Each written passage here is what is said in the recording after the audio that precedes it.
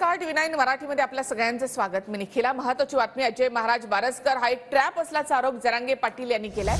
बारसकर यांनी आरोप करण्यासाठी 40 लाख रुपये घेतल्याचाही आरोप जरांगे यांनी केला आहे।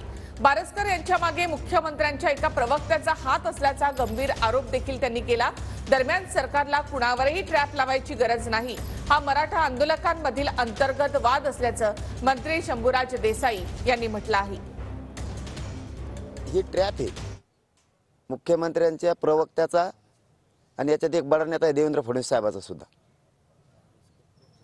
कारण ज्या कोणची त्या महिलेचा विनयभंग झालाय, तिचं मॅटर दाबलं गेलंय, ते तुझं उघडं करू, नाही तर तू जरांगेच्या विरोधात बोल असं त्याला सांगितलं। आणि ते बच्चे भाऊ संघ येत होता, तो कोण आहे आम्ही त्याला मोजित नाही गिनित नाही, ते कोण आहे तर 40 लाख रुपये घेतले तर असंही कळालंय।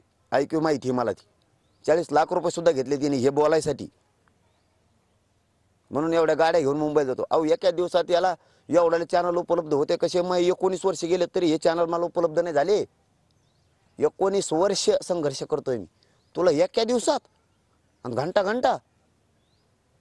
आणि सरकारलाही सांगतो, आणि तो जे नेत्याबरोबर पळतो त्यालाही सांगतो, आणि शिंदे साहेबाचा प्रवक्ता त्याच्या मागं त्यालाही सांगतो, आणि कोण बडा नेता आहे त्याच्या मागं त्यालाही सांगतो, तुमच्यामुळं तुम्ही जर याला साथ दिली तर याच्यामुळं तुमच्या पक्षाचं वाटलं होणार आहे। काय आवश्यकता आहे सरकारला ट्रॅप लावायची? काही गरज नाही ना आम्हाला। सरकारला कोणावरही कसलाही ट्रॅप लावण्याची आवश्यकता नाही। त्यांच्यातले जे मतभेद आहेत ना, आता ते बारसकरजी काय म्हटले की कुणालाही विश्वासात न घेता तिथं जे सगळे लोक प्रमुख होते एकाएकी उपोषणाला बसायचा निर्णय घेतला। आता हा त्यांचा अंतर्गत प्रश्न आहे ना।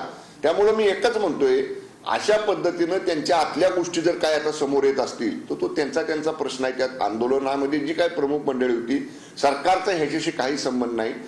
आजपासूनच 3 मार्चच्या रास्ता रोकोची तयारी महाराष्ट्रातल्या संबंध सगळ्या मराठा समाजाने करायची। 3 तारखेचा रास्ता रोको असा झाला पाहिजे की या भारतात असा रास्ता रोको कधीच झाले नसतील। इतक्या ताकदीनं जिल्ह्यातल्या लोकांनी 3 तारखेची तयारी करा। जरांगे पाटलांनी संयम बाळगला पाहिजे। सारखं जनतेला विठीला धरायचं, सारखं लोकांना सांगायचं, आता एका बाजूला सांगायचं रास्ता रोको करा, दुसऱ्या बाजूला सांगायचं 10वी 12वीच्या मुलांच्या परीक्षेला अडचण येऊ देऊ नका। आणि आता काल जरांगे पाटील काय म्हणतायत, वयस्कर माणसांनी पण उपोषणाला बसा। म्हणजे तुम्ही वेठीला धरताय का लोकांना? हे करू नका। आज हा प्रश्न सुटलेला आहे, आणि जो थोडा तुम्ही सगळ्या सोयऱ्यांच्या बाबतीतला मानताय त्याच्या बाबतीत सुद्धा सरकार अभ्यास करतंय। त्यामुळे जरांगे पाटलांनी संयम पाळावा एवढंच आम्ही त्यांना सांगू।